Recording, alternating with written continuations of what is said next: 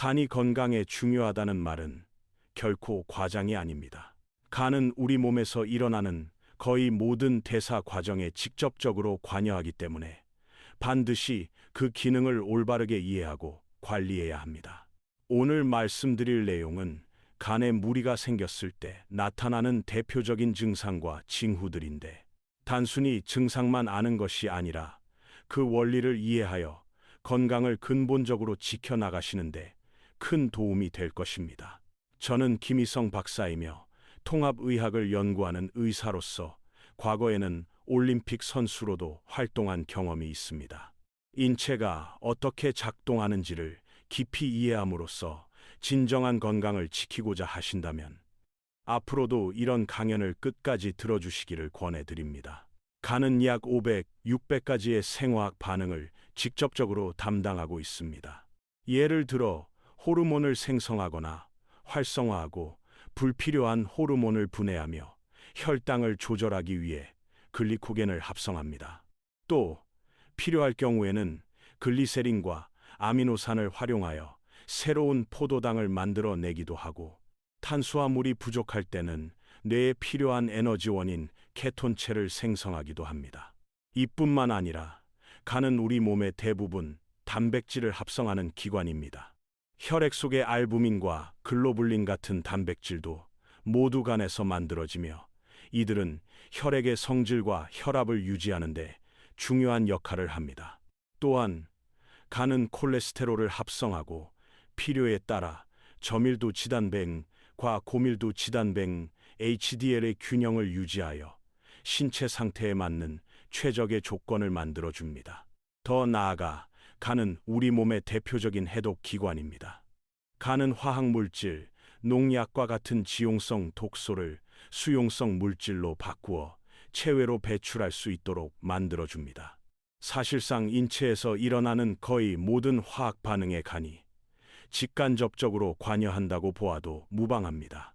간립의 철자 중 앞네 글자가 라입삼라는 단어와 일치한다는 점은 간이 삶과 얼마나 밀접하게 연결되어 있는지를 잘 보여줍니다. 간 질환에 대해 말할 때 흔히 지방간, 독성간, 간경병과 같은 용어를 접하게 됩니다. 이 모든 것은 서로 다른 단계이자 같은 연속선상의 문제라고 할 수 있습니다. 가장 흔한 간 질환은 지방간인데, 이는 대개 인슐린 저항성과 함께 독성 물질이 간에 축적되면서 발생합니다. 초기에는 단순한 염증과 자극으로 시작되지만 점차 지방과 독소가 축적되어 간 기능에 부담을 주게 됩니다. 만약 이러한 상태가 장기간 지속되면 간은 섬유화와 흉터가 생기면서 손상을 입게 되고, 심할 경우 간경변으로 이어질 수 있습니다. 간 기능의 상당 부분이 손상되면 간부전으로 발전할 수 있으며, 더 나아가 간암과 같은 치명적인 질환으로도 연결될 수 있습니다. 간에 무리가 생겼을 때 가장 먼저 나타날 수 있는 신호 가운데 하나는 흔히 청동 당뇨 브런즈 디아비티라고 불리는 증상입니다. 이름에 당뇨라는 단어가 들어가지만 실제로는 당뇨병 그 자체는 아니며, 다만 당뇨병과 밀접하게 연관될 수 있고, 더 나아가 당뇨병을 악화시키는 요인이 될 수 있습니다. 이 현상의 정확한 이름은 혈색소 침착증, 헤모크로마토시스, 혈액 속에 색소가 많이 쌓이는 상태입니다. 이 질환은 철분 과다로 인해 발생합니다. 우리가 섭취하는 음식 속에 철분이 지나치게 많이 흡수되고 몸 밖으로 충분히 배출되지 못하면 체내에 철분이 쌓이게 됩니다. 만약 이 철분이 피부의 땀샘에 축적되면 피부가 청동색으로 변하는 특징적인 모습을 보일 수 있습니다. 이를 쉽게 이해하기 위해 철분 과다를 자동차의 녹에 비유할 수 있습니다. 물론 몸속에서 일어나는 과정이 자동차의 녹과 동일한 것은 아니지만, 철분이 쌓이면서 우리 장기에 손상을 준다는 점에서 비슷하게 생각하실 수 있습니다. 피부색의 변화 자체는 큰 문제가 아닐 수 있지만, 실제로 더 중요한 것은 이 철분이 간, 췌장, 심장과 같은 주요 장기를 손상시킨다는 사실입니다. 그래서 간 질환, 제2형 당뇨병, 그리고 심혈관 질환으로 이어질 수 있는 심각한 문제로 발전하게 됩니다. 철분 과다는 매우 흔히 나타나는 현상임에도 불구하고 안타깝게도 자주 놓치게 됩니다. 그 이유 중 하나는 일반적인 혈액 검사에서 보통 혈청 철세럼 아연만을 측정하기 때문입니다. 그러나 혈청철은 우리 몸 전체 철분의 1%도 되지 않습니다.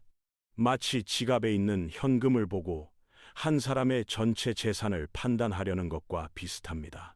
그래서 실제 철분 상태를 정확히 파악하려면 반드시 페리틴, 저장 철 단백질 검사를 받아야 합니다. 이 검사는 매우 간단하고 저렴하여 기본 혈액 검사에 작은 비용만 추가하면 확인할 수 있으며 우리 몸의 철분이 얼마나 축적되어 있는지를 훨씬 정확하게 알려줍니다. 또한 혈색소 침착증 여부를 확실히 진단하기 위해서는 유전자 검사도 가능합니다. 그러나 실제로는 대부분 유전자 검사까지 필요하지 않습니다. 왜냐하면 이 질환의 기본적인 치료법은 아주 단순하기 때문입니다. 바로 헌혈을 통해 몸속의 과도한 철분을 줄이는 방법입니다.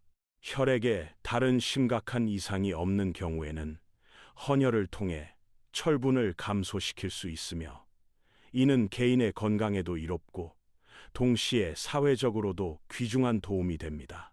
간에 무리가 생겼을 때 나타나는 두 번째 신호는 황색 판종 엑스엔텔라스마, 황색 지방 침착증이라고 불립니다. 이는 의학적인 용어로 눈 안쪽 가장자리에 노란색의 작은 반점이나 판처럼 보이는 것이 특징입니다. 사실 이것은 콜레스테롤이 쌓인 결과입니다. 정상적인 경우 간은 담즙을 만들어냅니다. 담즙은 세제를 떠올리시면 이해하기 쉬운데 기름기를 잘게 분해하는 세정제와 비슷한 역할을 합니다. 우리가 지방이 많은 음식을 먹으면 간이 생성한 담즙이 담낭에 저장됩니다. 이후 담낭은 이 담즙을 소량씩 분비하여 음식 속 지방을 분해하고 소화하도록 돕습니다. 그러나 만약 간에 질환이 있거나 간 기능이 약해진다면 충분한 담즙을 만들지 못하게 됩니다. 이렇게 되면 지방 대사가 원활하지 못하고 그 과정에서 콜레스테롤이 제대로 분해되지 못해 몸의 잘못된 부위에 축적될 수 있습니다. 눈 주변에 노란색 침착물이 생기는 이유가 바로 여기에 있습니다. 세 번째 신호는 황달입니다. 황달은 피부나 눈의 흰자위가 노랗게 변하는 증상으로 나타납니다. 이는 주로 빌리루빈이라는 물질 때문입니다. 붉은 혈구가 분해되고 재활용되는 과정에서 빌리루빈이 생성되는데 간은 원래 이 물질을 담즙으로 처리하여 변의 갈색을 만들어냅니다. 하지만 간이 제대로 기능하지 못하면 이 빌리루빈이 몸 밖으로 배출되지 못하고 체내에 쌓이게 됩니다. 그 결과 피부나 눈의 흰자위가 노랗게 변하는 황달 현상이 나타납니다. 네 번째로 살펴볼 신호는 배변 습관의 변화입니다. 간 질환과 가장 흔히 연관되는 증상 중 하나가 바로 만성 설사입니다. 의학적으로는 그 원인이 완전히 밝혀지지 않았지만 간 질환 환자에게서 자주 나타나는 중요한 징후로 알려져 있습니다. 또 하나는 지방변, 스테아털이라고 불리는 상태입니다. 이는 대변 속에 지방이 그대로 남아있는 경우입니다.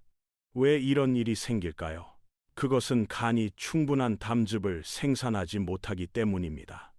지방이 제대로 소화되지 않으면 대변에 흡수되지 않은 지방이 남게 됩니다. 이런 대변은 색이 창백하고 가볍기 때문에 물 위에 뜨기도 합니다. 따라서 담즙이 부족하면 지방 소화가 원활하지 못하고 여러 가지 문제를 일으키게 됩니다. 다섯 번째 신호는 가려움증과 화끈거림입니다. 이는 담즙이 몸속에 정체되어 흐르지 못할 때 발생합니다. 담즙은 원래 몸에서 배출해야 할 독소를 포함하여 장을 통해 밖으로 내보내는 역할을 합니다. 그러나 담즙이 원활히 배출되지 못하면 이 독소들이 몸 안에 쌓이게 됩니다. 특히 손과 발에서 가려움과 화끈거림이 자주 나타나는데 그 이유는 혈액순환과 깊은 관련이 있습니다.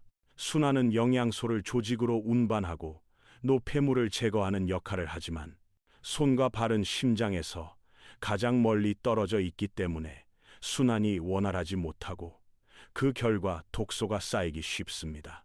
또한 제2형 당뇨병이 있는 경우 이러한 증상이 더 심해질 수 있습니다. 여섯 번째 신호는 시력 저하입니다. 특히 비타민 A와 관련이 있습니다.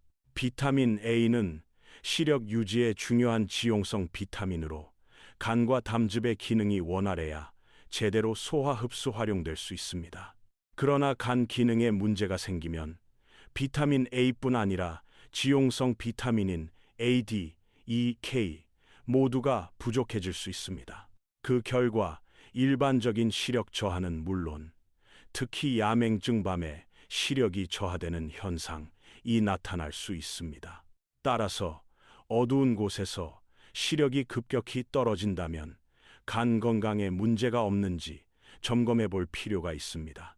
일곱 번째 신호는 많은 분들이 예상하지 못하는 부분인데 바로 알레르기입니다. 음식에 대한 예민한 반응 혹은 계절성 알레르기와 같은 환경적 반응 모두 간 기능과 밀접한 연관이 있습니다. 어떤 분들은 다양한 음식을 먹을 때마다 과민 반응을 경험하고 또 어떤 분들은 꽃가루나 잡초, 심지어 반려동물 털에도 심하게 반응합니다. 이는 간의 해독 능력이 떨어졌기 때문입니다. 간의 기능이 약해지면 몸속의 독소와 불필요한 물질이 축적되고 면역 체계가 점점 더 민감하게 반응하게 됩니다. 그 결과 음식, 환경, 공기 중 물질에 이르기까지 거의 모든 것에 과도한 면역 반응을 보이게 되는 것입니다. 여덟 번째 신호는 복수, 아시트라고 불립니다. 이는 일종의 부종이되므로 체내의 액체가 혈관 밖으로 새어나와 주변 조직에 쌓이는 현상을 말합니다. 이 문제의 핵심 원인은 저알부민혈증 하이포알부미네미아, 알부민 단백질이 부족한 상태입니다. 앞서 설명드린 것처럼 알부민은 우리 몸에서 작은 스펀지와 같은 역할을 하는 단백질입니다. 알부민은 삼투압을 만들어 혈관 속 수분이 밖으로 새어나가지 않도록 붙잡아 두는 기능을 합니다.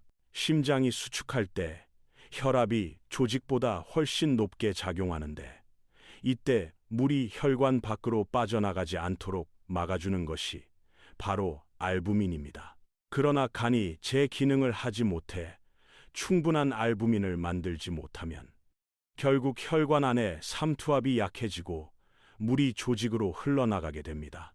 이러한 현상은 함몰 부종 피팅이라는 모습으로 나타납니다. 피부를 손가락으로 눌렀을 때 마치 메모리 폼 매트리스처럼 눌린 자국이 오래도록 남아있는 것입니다. 복수 에사이스 역시 같은 원리로 발생하지만 그 액체가 복강 안에 차는 경우를 말합니다. 겉으로 보면 마치 지방간으로 인해 배가 나온 것처럼 보일 수 있으나 실제로는 지방이 아니라 체액이 차오른 결과일 수 있습니다. 아홉 번째 신호는 어깨 통증입니다. 이것은 연관통 referred pain, 원래 장기에서 시작되었지만 다른 부위에서 나타나는 통증 현상으로 설명할 수 있습니다. 예를 들어 심장에 문제가 있을 때 많은 분들이 실제로는 가슴이 아니라 왼쪽 어깨나 왼팔에 극심한 통증을 느끼는 경우가 있습니다. 간과 담낭도 마찬가지입니다. 간이나 담낭에 무리가 생기면 오른쪽 어깨, 오른쪽 견갑골, 심지어 오른쪽 목 부위에까지 통증이 전달될 수 있습니다. 어떤 분들은 술을 많이 마신 다음 날 아침 특별한 이유 없이 목이 뻣뻣하게 아픈 경험을 하셨을 수 있는데 이것이 바로 간과 관련된 연관통일 가능성이 있습니다. 열 번째 신호는 피로 파티그, 만성적인 피곤함입니다. 이는 사실 간에 문제가 있을 때 가장 흔히 호소되는 증상입니다. 하지만 아이러니하게도 의학적으로 아직 그 정확한 원인은 명확히 밝혀지지 않았습니다. 여러 가지 가설이 존재하지만 확실한 것은 간에 스트레스가 가해지면 뇌와 신체 사이의 신경 전달 과정이 달라진다는 점입니다. 우리 몸은 뇌와 끊임없이 신호를 주고받으며 균형을 유지합니다. 그런데 간이 손상되거나 무리를 받게 되면 이 신경 신호가 변화하여 피로감으로 이어집니다. 이를 논리적으로 생각해 보면 간이 우리 몸의 거의 모든 대사 과정과 에너지 생산을 담당한다는 점에서 쉽게 이해할 수 있습니다. 간은 혈당을 일정하게 유지하고 필요할 때는 케톤체를 만들어 에너지를 공급하는 중요한 역할을 합니다. 따라서 간이 제 기능을 하지 못하면 당연히 몸 전체가 활력을 잃고 쉽게 피로를 느낄 수밖에 없습니다. 또 다른 시각에서 보면 우리 몸은 병이 있을 때 우선순위를 바꿔자원을 사용합니다. 즉, 외부 활동을 위한 에너지보다는 내부 장기를 회복하고 염증이나 감염을 이겨내는 데 집중합니다. 이런 상태에서 나타나는 피로는 사실 몸이 회복을 위해 노력하고 있다는 신호일 수 있습니다. 만약 지방간, 독성간 혹은 간 질환이 있다고 한다면 어떻게 해야 할까요? 많은 분들이 흔히 듣는 방법 중 하나가 이른바 간 해독, 리버 데톡스 혹은 간 청소 리버 클렌스, 리버 플러시라는 제품이나 프로그램입니다. 이런 것들은 기본적으로 장천의 움직임을 자극하여 노폐물을 배출하도록 돕습니다. 간이 해독한 모든 독소와 대사 부산물은 원래 장을 통해 배출되기 때문에 장의 활동이 원활하지 못하면 이 물질들이 그대로 머물게 되고 오히려 몸에 다시 흡수될 수도 있습니다. 따라서 장을 자주 움직여주는 것은 첫 단계로서 나쁘지 않은 방법입니다. 그러나 이것만으로는 충분하지 않습니다. 진정한 회복을 위해서는 그보다 더 중요한 생활 관리가 필요합니다. 무엇보다 중요한 것은 진짜 음식, real food를 섭취하는 것입니다. 채소와 동물성 식품 모두 유익한 역할을 합니다.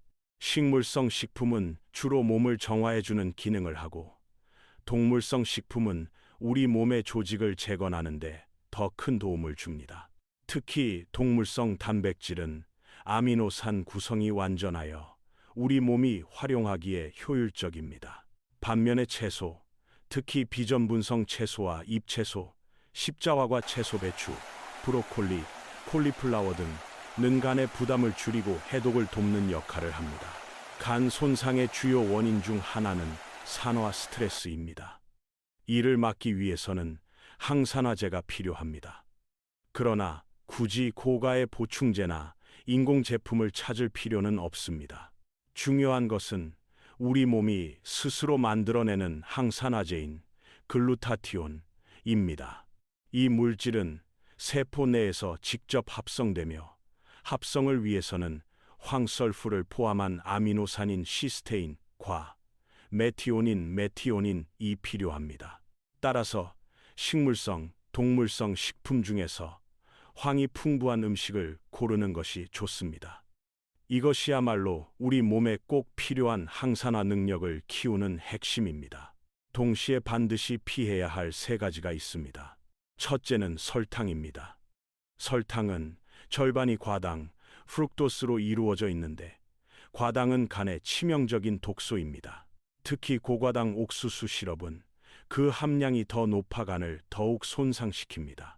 둘째는 알코올입니다. 알코올은 설탕보다 훨씬 강력한 간 독소이므로 반드시 피해야 합니다. 셋째는 약물과 가공식품입니다. 약물은 본래 간에서 해독해야 하는 물질이기 때문에 장기간 복용 시간에 큰 부담이 됩니다.